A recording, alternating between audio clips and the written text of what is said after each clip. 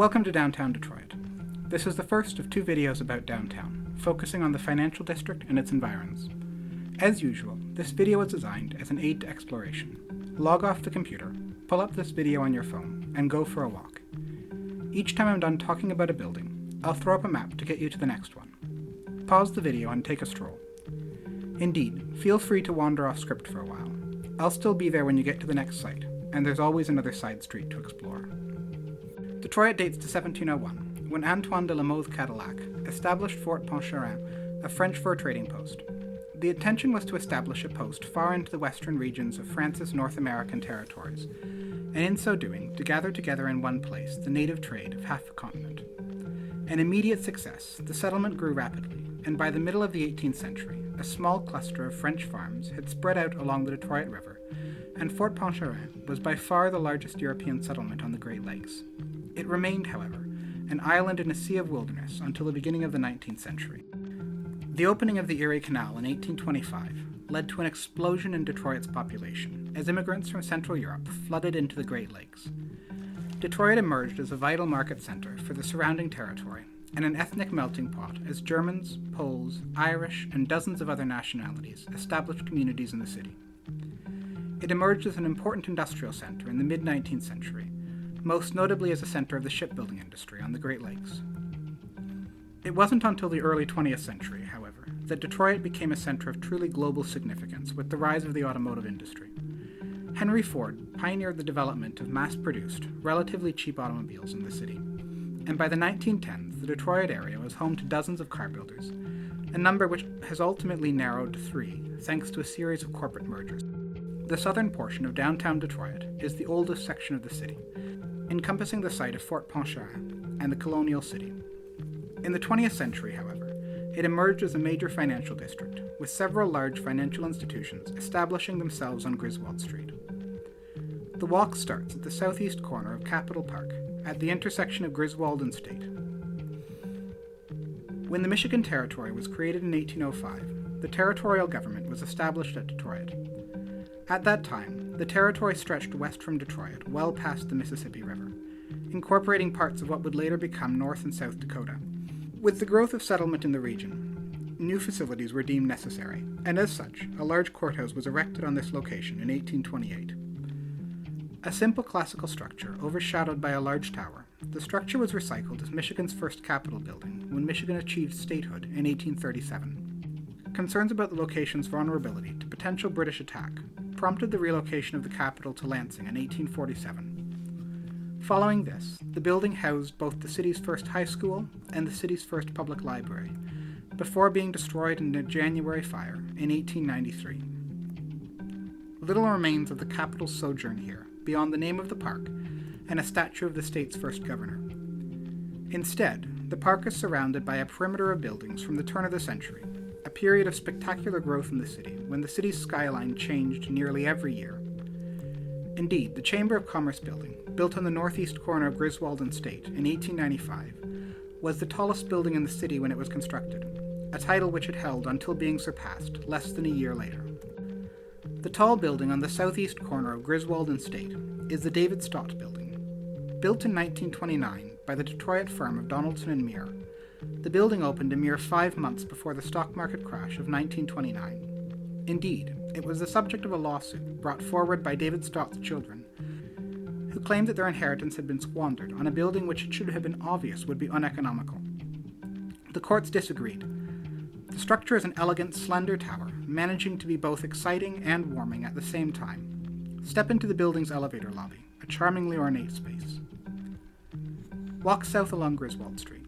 At the turn of the century, this street came to be at the center of Detroit's banking and financial district. Stop at the corner of Griswold and Fort Streets. The Dime Building, on the northwest corner of Griswold and Fort, was erected in 1912 as the home of the Dime Savings Bank of Detroit. The building was designed by Chicago-based Daniel Hudson Burnham, one of the leading American architects of the period, a strong advocate for the use of classical elements in architecture, and the spiritual leader of the City Beautiful movement. The Dime Building is an excellent example of his work, featuring an articulated base and crown and white terracotta ornamentation. The structure was restored in 2001, and the ground floor lobby is well worth stepping into. Across the street, on the southwest corner of Griswold and Fort, is the Penobscot Building. The first Penobscot building was erected in 1905 by Donaldson and Muir. That structure still survives, the red brick building just west of the intersection, but it has been transformed into little more than an annex to its erstwhile expansion to the east. The tallest building in Detroit for nearly half a century, the Penobscot was erected in 1928 and remains a landmark on the Detroit skyline, one of several structures in the financial district, designed by Wirt Rowland of Smith, Hinchman, and Grillis. The structure's arched windows produce an eminently successful street presence, while the setbacks above the building are inspired by setback laws passed in New York City. Notice the building's excellent stone carvings, produced by Corrado Paraducci. Across the street from the Penobscot Building, on the southeast corner of Griswold and Fort, is the National Bank of Detroit building, erected in 1959 and an excellent example of mid-century modern architecture, one of the earliest buildings of its kind in Detroit. Continue walking south on Griswold Street. Stop at the intersection of Griswold and Congress. The ornate building on the northwest corner of Griswold and Congress is the Ford Building. Unrelated to the Detroit automaker, the building was erected in 1909 for the Ford Plate Glass Company and was one of Detroit's first true skyscrapers, having an electrifying effect upon the city at the time and effectively cementing Griswold Street's place as the center of Detroit's financial district. Designed by Daniel Hudson Burnham, the Chicago architectural master, the structure was the tallest in the city when erected. Across Congress Street, on the southwest corner of Griswold and Congress, is the Bull Building. The structure was erected in 1925, designed by Wirt Rowland of the architectural firm of Smith, Hinchman, and Grillis. Rowland never established an architectural practice of his own, but was given considerable freedom within a series of firms in Detroit, and was responsible for the design of many of Detroit's finest skyscrapers. The Bull Building is particularly notable for its stone carving, executed by Corrado Paraducci. The structure's lobby, as with several of the office towers in the financial district, is well worth stepping into. On the southeast corner of Griswold and Congress is one of the most beautiful skyscrapers in the world, the Guardian Building.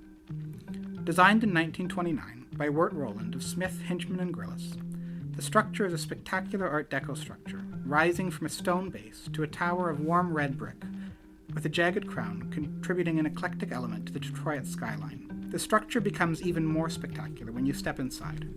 The lobby and banking hall of the Guardian Building are two of the most impressive interior spaces in Detroit.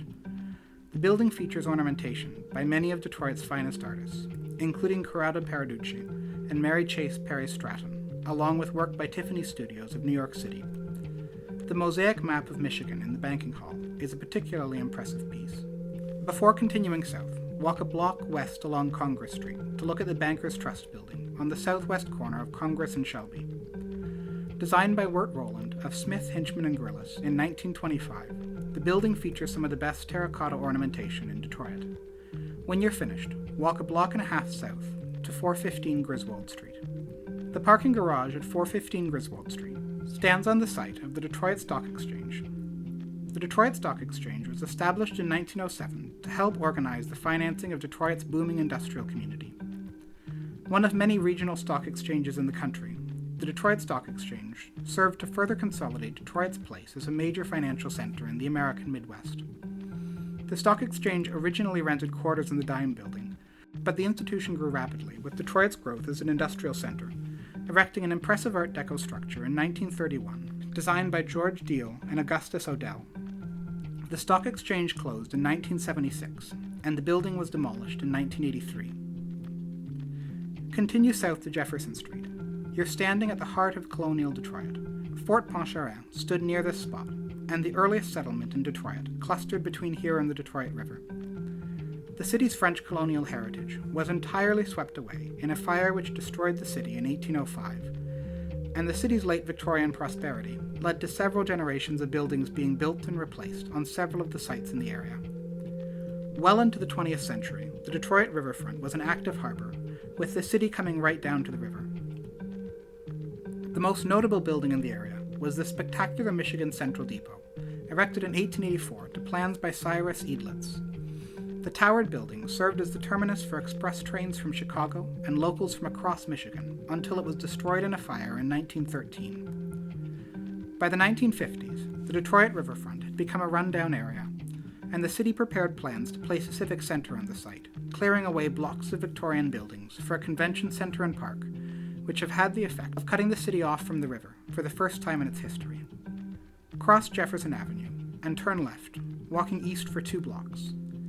The office building on the northeast corner of Jefferson and Woodward is Detroit's City Hall, a fine work of modern architecture built in 1955 by Harley, Ellington, and Day. Look for the stone church on the southwest corner of Jefferson and Randolph. The Old Mariners' Church, designed by Calvin Otis, began its life in 1849 as an Episcopal mission to the sailors who called it Detroit, and over the course of its life, it developed a special relationship with the Great Lakes. The congregation has served a memorial role for every commercial sailor to die on the Great Lakes over the 20th century, and countless seamen have chosen to associate themselves with the church. Originally located closer to the water, this was the only building selected to be saved when Detroit's Riverfront was cleared for a civic center in the 1950s. It was relocated to this site, at which point the tower and west entrance of the church were erected. The south and east facades of the structure are original. Cross back over Jefferson Avenue and walk north 2 blocks on Randolph Street to Cadillac Square. The Beaux-Arts building, terminating the east end of Cadillac Square, is the Wayne County Building. Built from 1897 to 1902 by John and Arthur Scott, the building was the culmination of nearly 5 decades of discussion as to the location of Wayne County's facilities. During that time, the county government alternated between rented quarters in Detroit's City Hall and temporary offices elsewhere. Both solutions, however, proved unsustainable, and by the 1980s, the county was prepared to support the construction of permanent quarters designed to serve the county well into the 20th century. An impressive classical structure, the Wayne County Building served as both county courthouse and office building. Along with Detroit's Old City Hall, the structure served as one of 2 bookends to Cadillac Square and Campus Martius. The building was extensively restored in the 1980s, but in 2010 the county vacated the structure for offices in the Guardian Building. The white granite fountain in Cadillac Square, immediately across from the Wayne County Building, was built in 1887 and was the only Detroit work of famed Boston architect Henry Hudson Richardson. Walk west up Cadillac Square. The open space was once home to Detroit's Central Market, a lively, if sometimes chaotic collection of commerce at the center of the city. At one point, the square was occupied by a large market building, designed by George Mason in 1878. The city, however, viewed the market as a nuisance, and following the establishment of the Eastern Market in 1891, the Central Market was dismantled. Stop at the head of Cadillac Square, at a second large open space, Campus Martius. Campus Martius is Detroit's historic center, serving as a meeting place between the financial downtown to the south and the retail downtown to the north. The park has always received influences from both directions.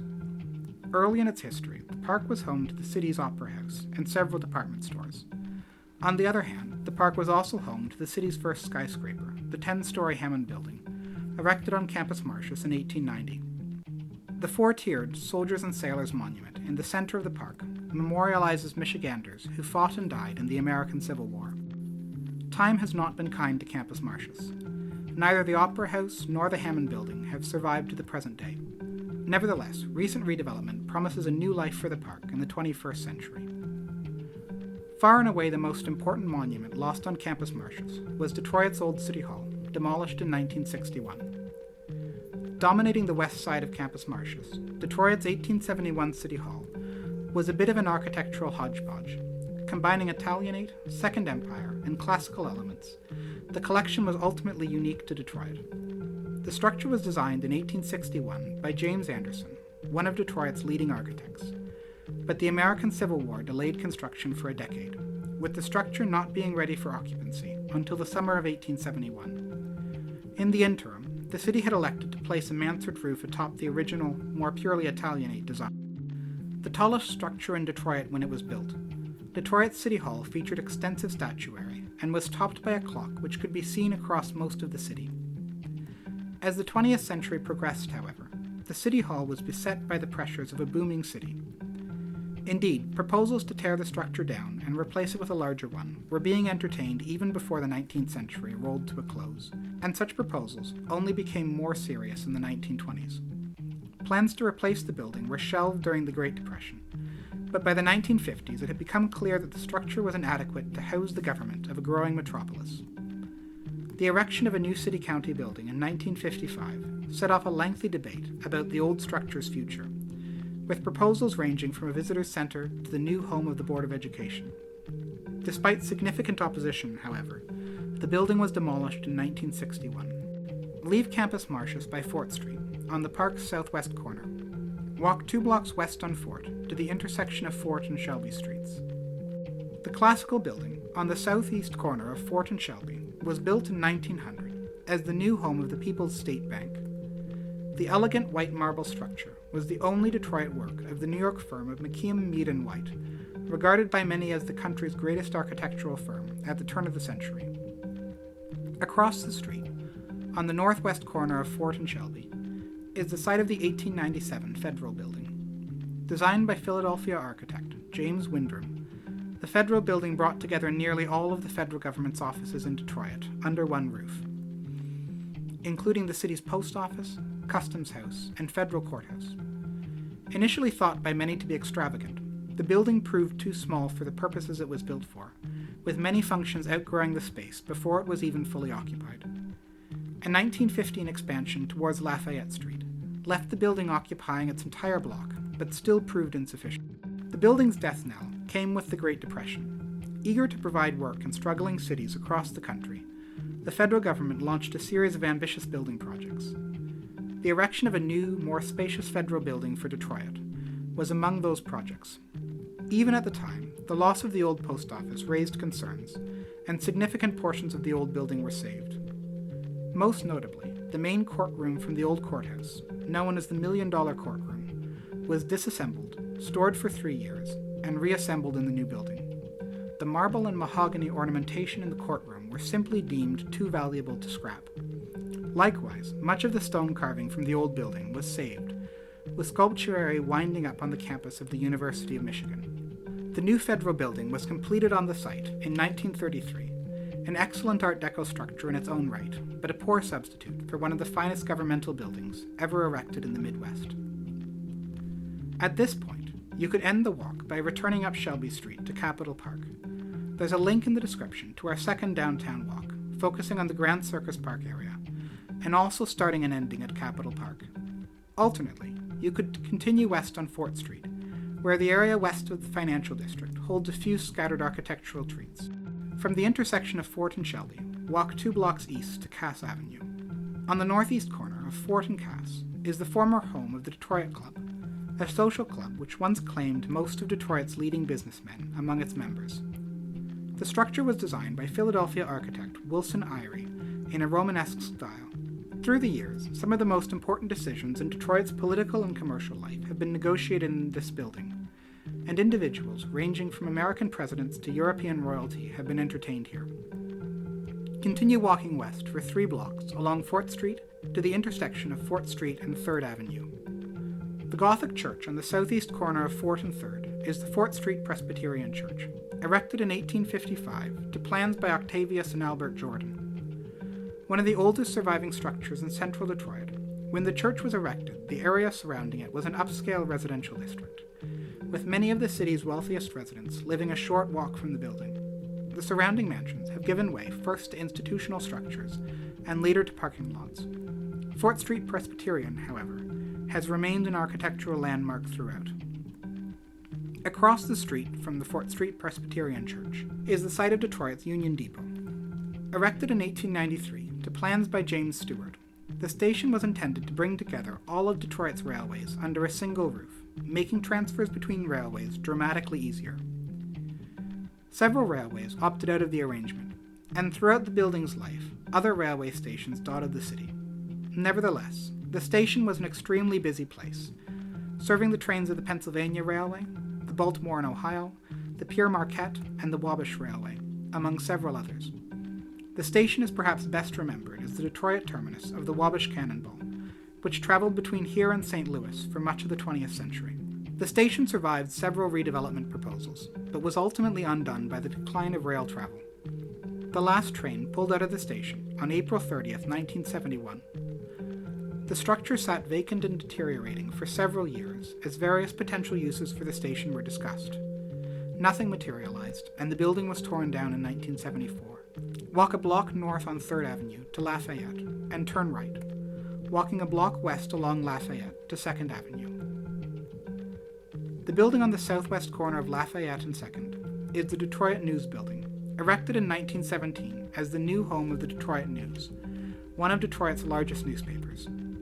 The newspaper was established in 1873 by James Scripps and was an instant success, moving several times to occupy larger premises. The 1917 structure was designed by Albert Kahn, a personal friend of James Scripps. Indeed, Albert Kahn would later refer to this building as one of his favorite works, and Scripps as one of his favorite clients. Of particular interest is the series of sculptures of historic publishers found above the Lafayette Boulevard facade. Continue west along Lafayette. The hotel at the southwest corner of Lafayette and First is the Fort Shelby Hotel, built in 1916 and dramatically expanded in 1927. Stop at the corner of Lafayette and Washington Boulevards. The building on the southwest corner of Washington and Lafayette is the former home of the Detroit Free Press, the principal competitor of the Detroit News. The Free Press and the News buildings have a great deal in common beyond their common origins as home to the city's two largest newspapers. Both buildings are simple structures, which nevertheless manage to exude a monumental feel.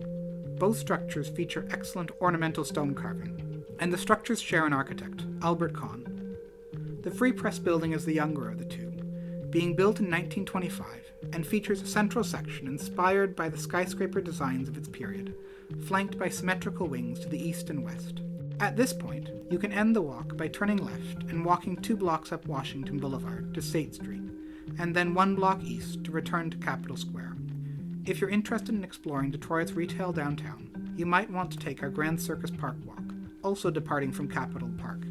There's a link in the description.